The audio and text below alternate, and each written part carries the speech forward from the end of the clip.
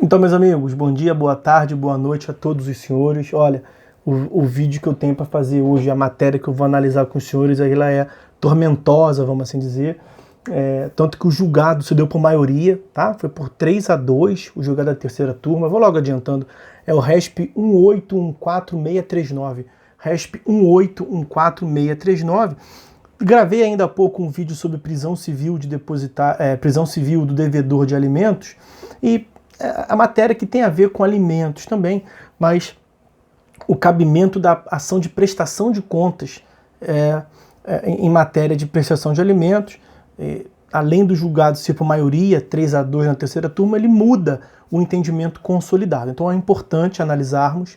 É um caso, o material tá muito bom, tá bem top lá no nosso curso Anotando o Julgado, na plataforma acadêmica Arthur Vieira Cursos. Lá os senhores encontram o material de apoio. Além desse vídeo, além do julgado, os senhores vão ter lá o material de apoio. Bom, a questão discutida é sobre a viabilidade jurídica da propositura da ação de prestação de contas ajuizado pelo alimentante em face da genitora do alimentado. Então, pai e mãe tiveram um filho, o pai presta alimentos, é o alimentante, o filho é o alimentado, e o genitor, o pai, o alimentante, ele ajuizou uma ação de prestação de contas em face da genitora do alimentado, da mãe.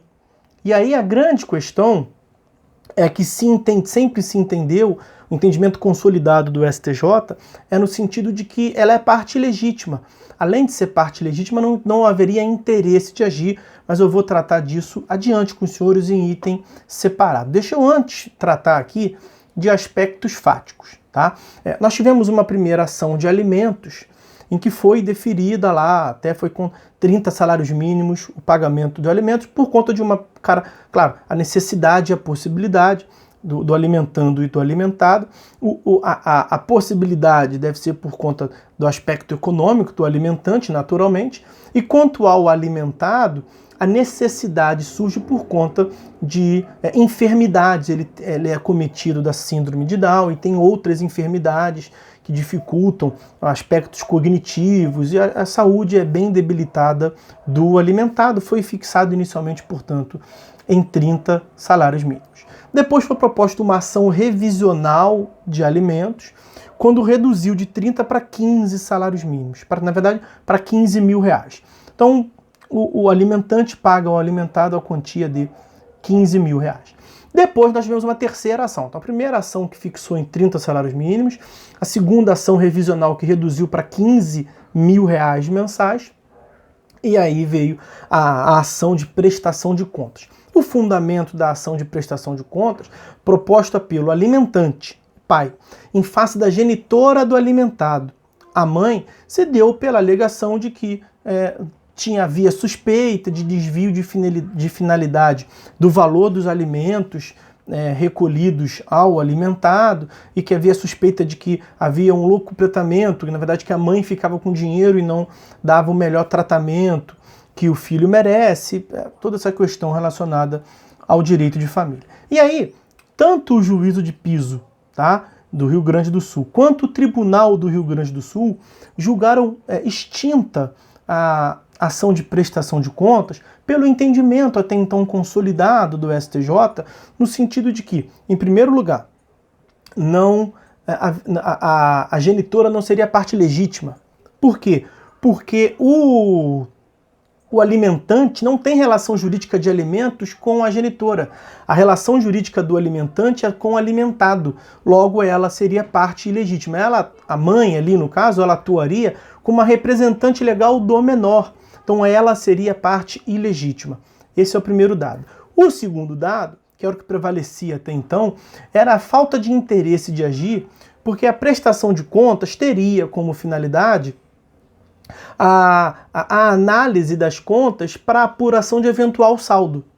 E como os alimentos são irrepetíveis, na verdade não teria como devolver ao alimentante a quantia, não haveria, portanto, também interesse de agir na propositura da ação de prestação de contas.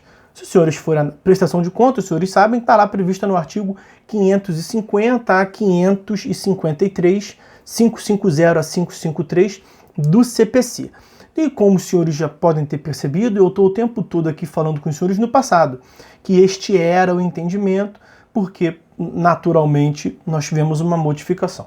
Lá no curso Anotando o Julgado, na plataforma Anotações de Processo Civil, tem um material de apoio, como eu tenho sempre falado com os senhores, e esse material tá top, tá com várias referências bibliográficas, o posicionamento anterior e o posicionamento atual. A grande questão é que em 2014 foi introduzido ao artigo 1583 do Código Civil o parágrafo 5º.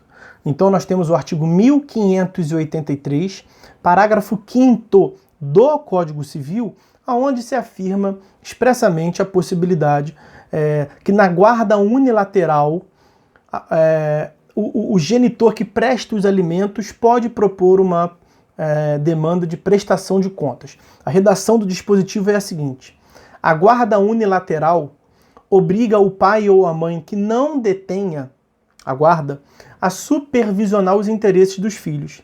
E para possibilitar tal supervisão, qualquer dos genitores sempre será parte legítima.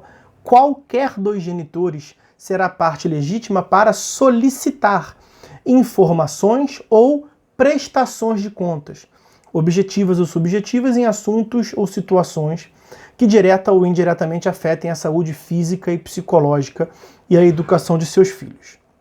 Como eu lhes disse, o entendimento do STJ sempre foi pelo descabimento, pelo não cabimento da ação de prestação de contas de um genitor, o alimentante, em face do outro. Ele seria a parte legítima e não haveria interesse de agir. Mesmo depois dessa modificação que se deu em 2014, prevaleceu esse entendimento, no sentido de que não haveria interesse de agir, nem legitimidade da genitora do alimentado. E aí se consolidou o entendimento que essa redação do parágrafo 5º do artigo 1583 do CPC, quando fala ali em supervisão, em prestação de contas, não seria a prestação de contas do Código de Processo Civil, ação de prestação de contas, mas uma participação maior do alimentante na forma de cuidar, na forma de gerenciar a vida, portanto, do alimentado. Participar, portanto, da criação do alimentado. Acontece que nesse julgado, percebam, se deu por 3-2. Então vejam como é que é paradigmático a ideia.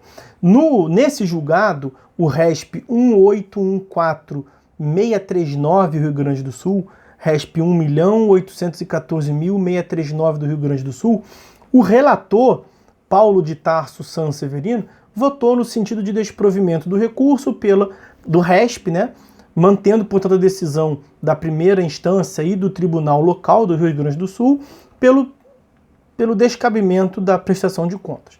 Mas aí, o ministro Paulo de Tarso Sanseverino foi acompanhado pelo ministro Ricardo Vilas Boas Cueva, mas o presidente, ministro Moura Ribeiro, proferiu voto divergente e ele foi acompanhado pelo Marco Aurélio Belize e pela Nancy Andrighi. O voto divergente e majoritário foi no sentido de uma interpretação conforme desse dispositivo, parágrafo 5º do artigo 1583 do CPC, com os princípios da proteção integral da criança e do adolescente, com o princípio da isonomia e o princípio da dignidade da pessoa humana. E aí faz-se um apanhado geral a respeito da finalidade da ação de prestação de contas, e o voto majoritário é no sentido de que não há necessidade de apuração de saldo credor, que pode sim a ação de prestação de contas ter como finalidade apurar a forma como é gasto o dinheiro, e que esse dispositivo 1583, parágrafo 5º do CPC, teria atribuído legitimidade a qualquer dos genitores, qualquer daqueles que possuem o pátrio poder, para a investigação da forma pela qual o dinheiro é gasto. Então, a finalidade desse dispositivo foi criar garantias e meios concretos para a consecução do dever de proteger integralmente a criança, e inclusive relacionado a assuntos de prestação de alimentos. Então nós tivemos aqui uma mudança jurisprudencial importante. Entendia-se como descabido a ação de prestação de contas para apurar gastos relacionados aos alimentos, e nesse julgado que nós estamos agora aqui a analisar, admitiu-se a ação de prestação de contas, porque o genitor, mesmo quando do divórcio, da dissolução da união estável, ele não perde o pátrio poder.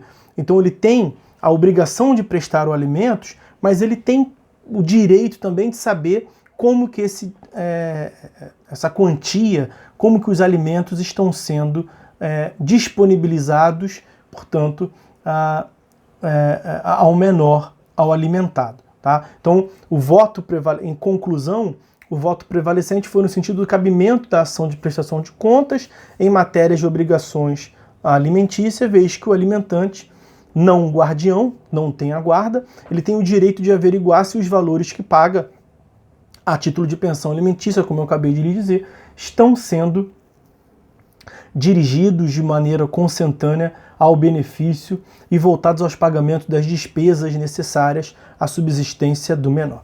Uma última questão aqui, mais para fins de curiosidade, está até disponível lá no material